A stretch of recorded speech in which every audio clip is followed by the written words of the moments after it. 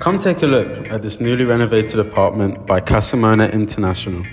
This apartment is located in Gótico, the Gothic quarter of Barcelona, one of the most popular areas.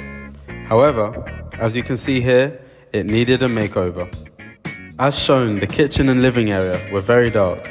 The mismatching decoration and furniture did not bring a positive atmosphere to the flat. Again, the colours of the walls in this room clashed, making it an eyesore and messy. Overall, not a very pleasant room. The bathrooms as well were very outdated and were in need of an update. Here you can see that the space appears much brighter due to many light and beige colours being used. Through exposing the brick walls and wooden beams, the traditional Catalan features are now visible again. In the bedrooms, the decorations have been picked out with care, inspired by a modern bohemian style.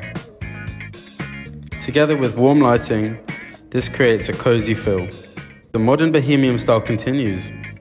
This can be seen in details such as colourful pillows, chairs, and cute lighting.